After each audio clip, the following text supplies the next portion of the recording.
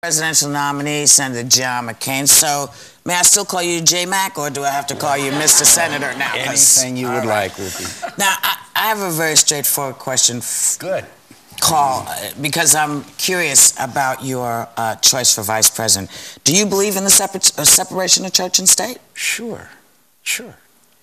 So if you believe in the separation of church and state, did it not give you a moment of pause that Sarah Palin, should she, God forbid, anything happen to you, not have the same beliefs as you do about these things? Does that not give you a little bit of pause? Whoopi, I read the statements of our founding fathers. Abraham Lincoln, she quoted, we shouldn't pray for God to be on our side, but for us to be on God's side.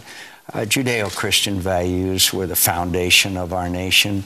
In God we trust. Clearly a belief that God has a plan for the world and that we should do what we can to live as good lives as we can and trust that God, in God we trust, will guide this nation and this world to a better existence. If you don't believe in God, you're entitled to that, not believing in God. But I think we should respect the views of those who believe in God and believe that we are a special nation, and it's a special world, and we believe that God does play a role, not in whether we win or lose elections, but whether we have a better world and a better future and better lives. So I think that's, I've said that many times, that I believe, because I have a fundamental faith, but I've always prayed, frankly, in prison. I would tell my friends, not that we'd get out of prison, but whether it would be God's will for us to get out of prison, because we were doing Caesar's work. Right. No, I understand one's faith, but my question really goes to the greater part of the nation. Yes, we have Christian Judeo beliefs, but we also have Muslims in this country, we have Zoroastrians in this country, we have Wiccans in this country. And so Zoroastrian. Yes. Thank you. Good to see you. But my question really goes to, you know, can you, as the president, should you win, can you govern this nation? Anybody who takes that seat, are you to govern this nation as God would have you do it, or do you govern this nation for the greater good of the people in it? And that's why I asked, do you believe in the separation of church and state? One of the reasons people stopped praying in schools is because we suddenly had so many different religions that one religion could not take over. Do you think that's a good idea? I think everybody obviously is entitled to their individual faith and their beliefs, including the not believing in anything. But I pray every day for guidance and to do the right thing and not succumb to temptation and not be an imperfect servant and to do what is in the best interest of the country rather than Let me just say again, I am an imperfect person. No. And whoops, I opened myself for that one. But that's the next act. But the point is, I respect those people that don't think that they need spiritual guidance and help. I just happen to be one of those who does. Right. But I don't think that would interfere. That's fine. I just want to make sure. There's also a question that has been burning amidst voters, especially our viewers, and that is a question of Roe v. Wade. And as president, if you were, no softballs coming from me, even though you have my vote, would you as president work to overturn that? And then would Sarah Palin be working to overturn Roe v. Wade? I think what we'd be doing is appointing or nominating justices to the United States Supreme Court and other courts who strictly interpret the Constitution of the United States. We would not impose a litmus test on any issue, because that's not fair to the American people. But they would have to have a clear record of strict interpretation. That's a kind of other way of saying people who would want to overturn Roe v. Wade. Well, that is saying that if I believe Roe v. Wade was a very bad decision, Barbara. I think it was a bad decision. But I've thought that other decisions of the United States Supreme Court were bad decisions.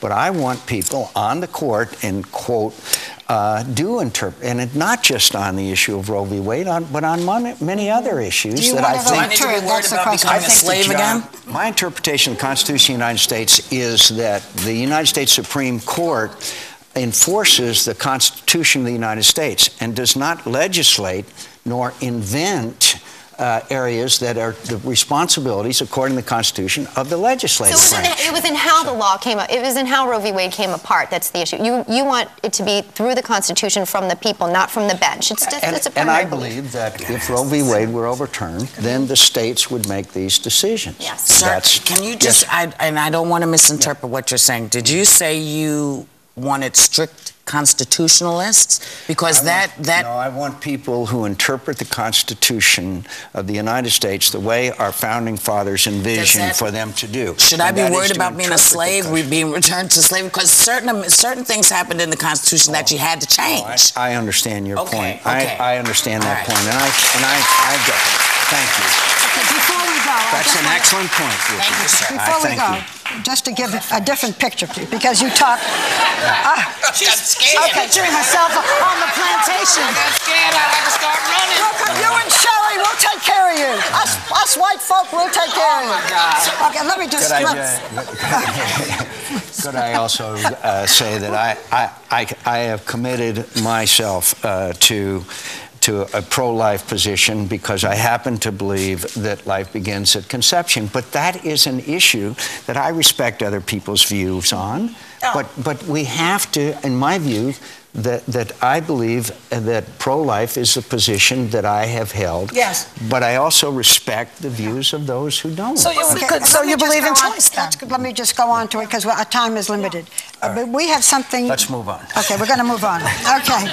Oh, she's so. Yeah, okay, here we go.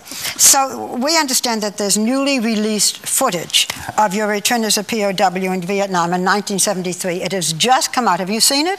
I saw just a snippet of it on the news. Well, we'd like to show it to you and ask you how you feel when you see this, Senator. It must bring back such memories. What's your feeling? What he's thinking? I guess, I was thinking that, thank God, I'm returning home of the obvious emotions that you might think, but I also was so proud to have my comrades, so many of them, survive and come home with me, and it was a grand moment. And my experience in prison changed me from a person who was basically a person who was interested in self-glory and pride and a lot of things like that, and my country changed.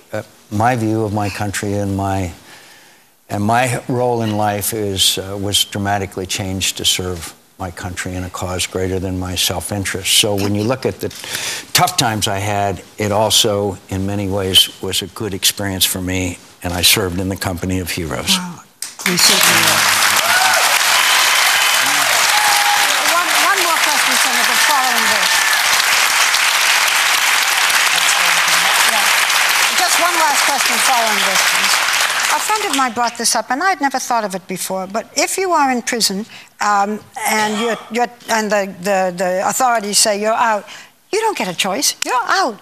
So what we wonder is, when they gave you a choice, which is unusual, if they had wanted to embarrass your father, the Admiral, why didn't they just say you're out? Why would they give you a choice? That's so unusual. They didn't want to do that because they know that if they'd have done it that way, I'd have said, look, I didn't ask to leave. That was not a choice of mine. I didn't want to violate our code of conduct. That would have destroyed the propaganda value of saying that he accepted our kind offer of relief to release the right thing. Because it was propaganda. When we come back, Republican presidential nominee Senator John McCain will be joined by his wife, Cindy. And as I said, we'll be right back.